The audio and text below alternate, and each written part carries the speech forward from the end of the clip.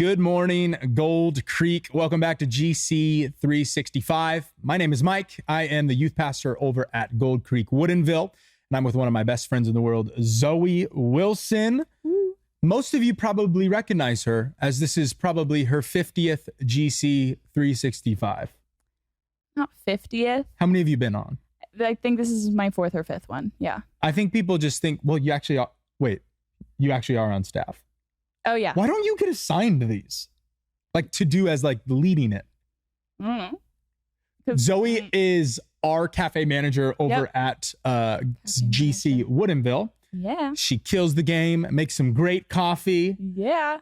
And she is just awesome. What I like about doing this with Zoe, we have conversations like this all the time. Yeah. Like we're always like wrestling through, what are we reading? What is God putting on our hearts? And so I'm just excited to have you on here with us. Do me a quick favor. Share with the people your favorite thing to eat, like late at night, like late night craving. And then share with the people your favorite staff person at Gold Creek. I'm not going to say that. Just do it. Favorite late night snack? That's really random. I don't know. Probably like, cereal. I never eat cereal for breakfast. I never have good cereal at my house. Probably like Cinnamon Toast Crunch. Cinnamon Toast Crunch is pretty good. Pretty good. Yeah, that would be my favorite. And then who's your favorite staff person over at Gold Creek, Woodinville? Everybody, I love them all the same. That's not true. But I love them all the same. Who's your favorite? I'm not going to say I have a favorite. I'm not going to say who it is. Just say it. Just for fun. No, because this is like, okay. will be on YouTube. We are on day 273. That was a rant. I tend to do that. So yeah. It's okay. But we're on day 273. If you have been reading with us, it is September 30th today.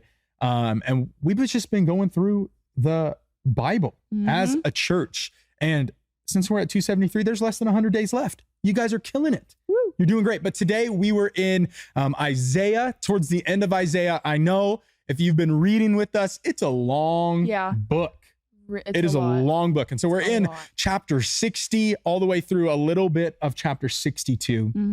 And the biggest thing that stood out to me in this reading through Isaiah was just talking about like the future of Israel, the future of God's people. Yeah. And I was just so encouraged by like the things that we have to look forward to as Christ followers. Yeah. Like I think, and you can attest to this or talk about this or whatever you think as well. But like, I feel like in the world we live in today, like with everything going on, everything that's happened in the last year, 2 years, like it's been a weird time for us here. And like, it can be very easy to get bogged down by the things that are going on in our daily lives and feel like, man, I just can't get on top. I can't get on top of what's going on.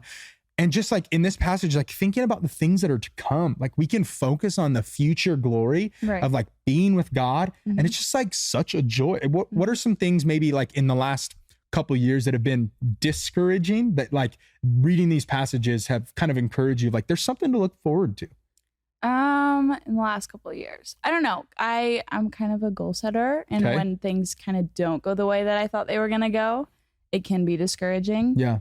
But just, I don't know. I really like this passage, reading it, that there is things to look forward to. And there's things that, you know, we might not see coming, but they're for the better good. For sure. Yeah. I love it. Yeah. So I'll read one passage out of chapter 60.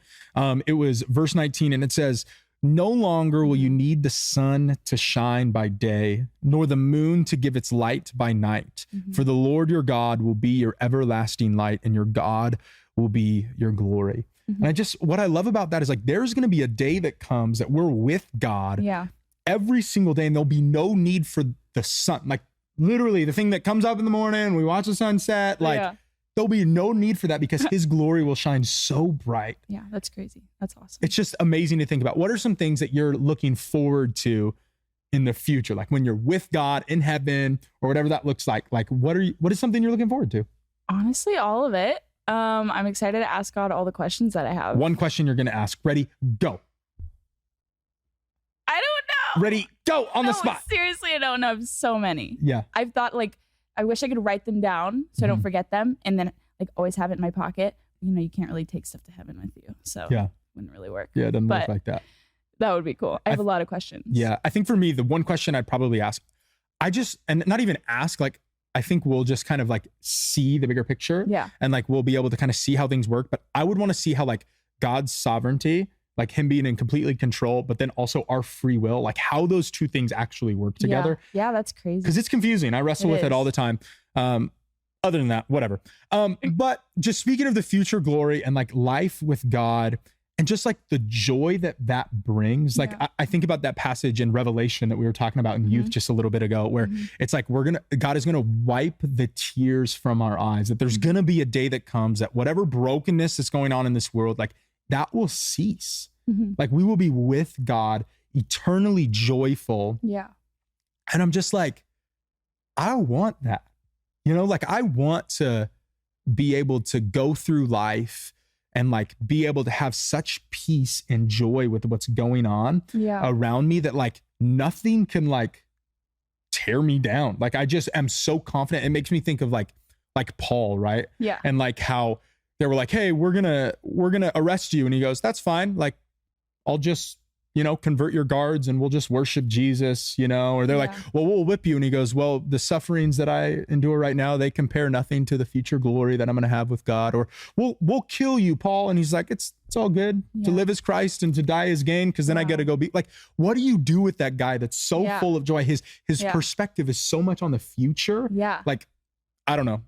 That's crazy. I'm not like that right now. And I wish I could be. Same. Like to have no fear really in your day-to-day life and just so much faith and trust in God that he knows what he's doing. Yeah. Like that's where I want to be. I love it. Awesome. I love it. And then our reading continues. We're in Philippians, the end of chapter 1 and into chapter 2. There was a couple verses I think I wanted to read, right?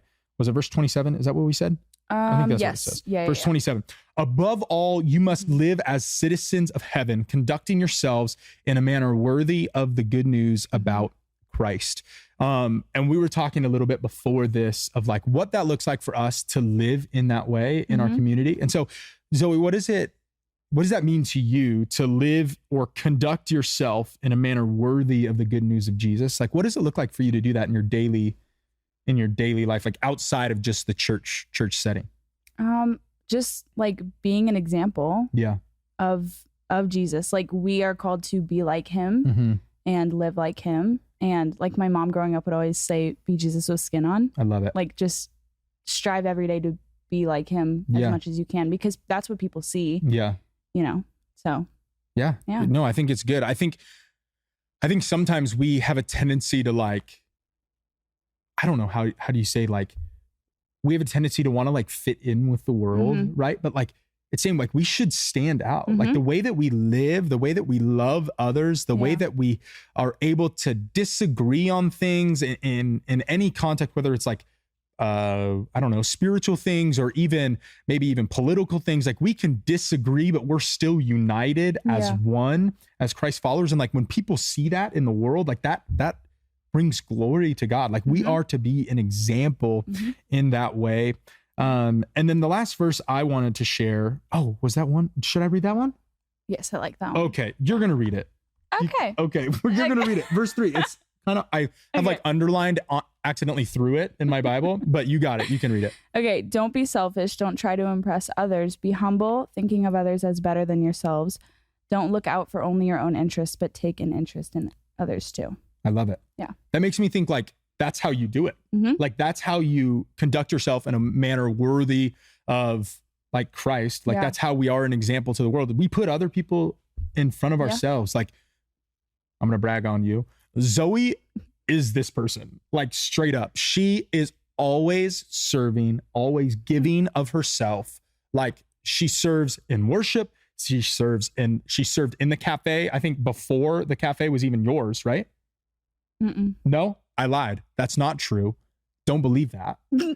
But she serves in youth worship. Yeah. She just does, like, she's at the church all the time because she loves the Lord and she loves my home, Gold Creek, and she just wants to serve. And I just love, like, it's an example. She's putting other people above herself. And that's a true testament to like what happens when you live for Jesus, your life is not necessarily about yourself anymore. It's about giving to others. And I just love that you do that so well. The last verse that I wanted to talk about, verse 6, talking about Jesus, though he was God, he did not think of equality with God as something to cling to. Instead, he gave up his divine privileges. He took the humble position of a slave.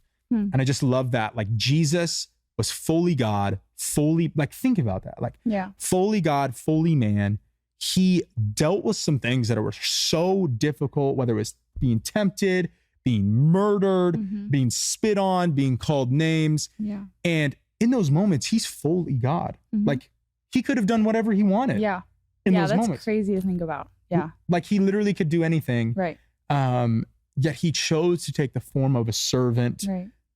Because he loves us so much. And like, I think sometimes, at least for me and you, like, we've talked about this, sometimes we know that to be true, like in our heads, but we've heard it so many times in church. Yeah. But to really think that, like, Jesus truly did give his life for us. He took the form of a servant because he loves us so much. And I don't know about you, but that's like the best news in the world. And like, if you've been in church, like, that's the gospel, like, you know that. But to, like, I just challenge you today to sit in that moment, like, and really think about what that means, that Jesus loved you so much that he took the form of a servant to serve you, to love you, to die for you, so that we could have life with him abundantly and be able to be filled with joy. Right? Yeah. What else you got for the people, Zoe? I don't know. I really like the passages today. I feel like they were just filled with a lot of, like, I don't know. I don't want to say guidelines, but just ways to be more like Christ. It was such a good reading. Yeah, it was so good. Like, when I first was like, okay, we got to sign to this day, I'm like, oh, that's a lot of passages in Isaiah. Yeah. But then it was all super fulfilling. It was like, super good. Yeah, it was really good. It was super good. Yeah. Well, that's all we got for you. We love you. We'll see you tomorrow. GC 365. Actually, I won't see you. It'll be someone else. Yep. But we love you. Later. Bye.